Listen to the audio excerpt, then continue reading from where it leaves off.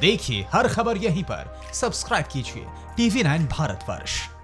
महंत नारायण गिरि जी के पास मैं चलता हूं। नारायण गिरि जी, संजय गुप्ता साहब ने आपको प्रणाम निवेदन किया है और साथ में अपनी बातें कही हैं। क्या इन बातों से आपके जख्मों पर मरहम लगती है, नारायण गिरि जी? जी जी, देखिए हमारे तो महात्मा चले गए, हमें तो आंखों में आंसू है, बहुत बड़ा दुख है। और हमारे बेचारे सीधे महात्मा थे, इतने 17 साल के वो सीनियर सिटीजन थे, महात्मा इतने विरुद्ध थे और उनको इतना बेरहमी से जो है हम बहुत दुखी है मन से, और पूरा हमारा अखाड़ा भी।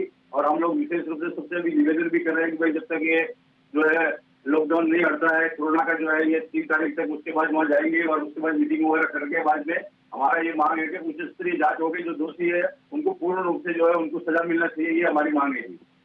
राजीव प्रताप रूडी साहब, इस तरह के मामलों में अब जो कार्रवाई कर रही है वहां सरकार, क्या यह संतोषजनक कार्रवाई है? ऐसे ही होना चाहिए? दोषी पुलिस वालों को माना जा रहा है, ये माना जा रहा है कि उन्होंने वक्त रहते जो कदम उठाना चाहिए था वो नहीं उठाए।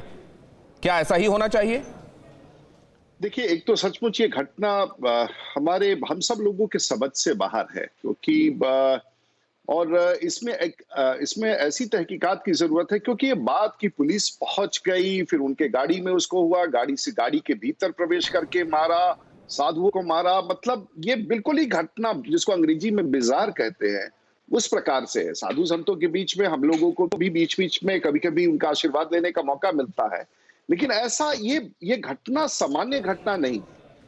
ये समझना बड़ा आवश्यक है कि आखिर इस प्रकार का व्यवहार, क्योंकि महाराष्ट्र में भी साधु संत हैं, हमारे जनप्रतिनिधि कई साधु संत हैं, लेकिन वहां पर इस प्रकार का व्यवहार ये मेरे समझ से बाहर है।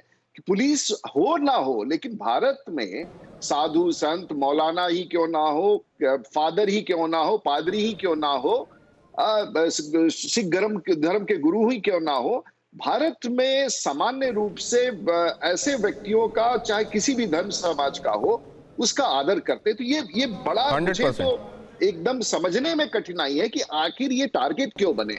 ये सामान्य विषय नहीं है, इसको तो बिल्कुल हमें पता तो राजीव प्रताप रूडी साहब, बहुत संक्षेप में एक बात मैं और समझना चाहूंगा, क्योंकि आपने देखा है, पब्लिक एडमिनिस्ट्रेशन देखा है, आपने घटनाएं देखी हैं, घटनाओं पर प्रतिक्रिया और एक्शंस देखे हैं। क्या माना जाए कि ये एक अपवाद है और इसको लेकर कोई धारणा नहीं बनाना चाहिए और सरकार वही कर रही है जो वो कर सकती है? देखिए, राज्य सरकार को तो, क्योंकि महाराष्ट्र में इस प्रकार की घटनाएं निरंतर हो रही थी, ये पहला नहीं है, इसलिए महाराष्ट्र सरकार को सचेत होना चाहिए। और वैसी अवस्था में जब ये घटना घटी है, इसके पहले भी 3-4 घटनाएं हम लोगों ने अखबार में देखा है। केंद्र सरकार ने रिपोर्ट मांगा है, माननीय अमित शाह ने। ये चिंता का बहुत विषय है और इसको गहराई तक जाना चाहिए। राज्य सरकार के हित में है कि राज्य सरकार पूरी छानबीन करके जल्द से जल्द, और उस गांव में और भी लोग समझदार नहीं थे, ये तो बिल्कुल आराम से क्या इस घटना को लेकर जो आपने खासतौर से मेरे इस सवाल के पहले बात कही, उसको लेकर मैं तहसीन पूनावाला के पास जाऊंगा। तहसीन, क्या ये माना जाए कि कई जगहों पर जो अफवाहें होती हैं वो इतनी हावी हो जाती हैं कि फिर किसी का जोर नहीं चलता और इस तरह की घटनाएं पेश आती हैं? या आपको लगता है कि लिंचिंग जैसी घटनाएं जब होती हैं तो उसके पीछे कोई ना कोई होता है जो नजर नहीं आता? दो चीज, ये जो घटनाएं हैं, सबसे पहले चाहे वो साधु की लिंचिंग हो या एक गरीब आदमी की लिंचिंग हो या किसी अपराधी की लिंचिंग हो, लिंचिंग किसी की भी नहीं होनी चाहिए हमारे मुल्क में। सब व्यक्ति हमारे मुल्क में बराबर है और किसी की भी लिंचिंग नहीं होनी चाहिए। अब दूसरी बात देखिए, मानसूखा कानून में सुप्रीम कोर्ट ने ये कहा था, सुप्रीम कोर्ट के जजमेंट को मैं कहता हूं कि ये जो इसके पीछे जो रूमर मॉन्गरिंग है, जो अफवाहें फैलाई जाती है, इसके तह तक पहुंचना चाहिए। इसलिए आज जब मैं महाराष्ट्र के होम मिनिस्ट्री ऑफिशियल्स के साथ कोऑर्डिनेट कर रहा था, जो सुप्रीम कोर्ट के गाइडलाइंस थे मेरे केस के अंदर, उसी हिसाब से एक आईजीपी रैंक के ऑफिसर इसका इन्वेस्टिगेशन करे और एसएचओ पीएसआई को सस्पेंड किया गया। लेकिन मुझे एक महत्वपूर्ण चीज दोबारा से राजीव जी से बड़े विनम्रता से पूछनी है। राजीव जी, सुप्रीम कोर्ट ने मेरे केस में यह आदेश दिया था सर कि मॉब लिंचिंग एक अलग कैटेगरी का क्राइम है। इसके डिबेट में हम अभी नहीं जाते, ये सब सुप्रीम कोर्ट में सिद्ध हो गया है। तुषार मेहता अपोज कर रहे थे, इसको सिद्ध हो गया है।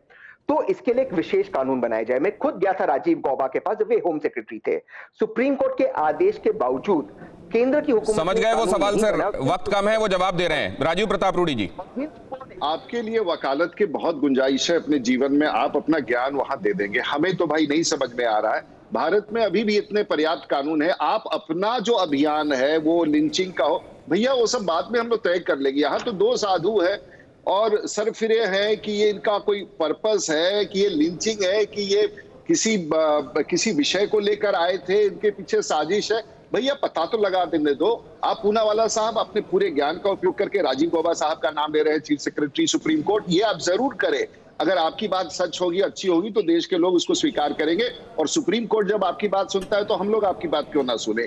लेकिन ये सब विषय हम लोग बाद में लाएंगे। दो साधु मारे गए, एक बुजुर्ग 70 वर्ष का, दूसरा 35 वर्ष का, उसके साथ ड्राइवर।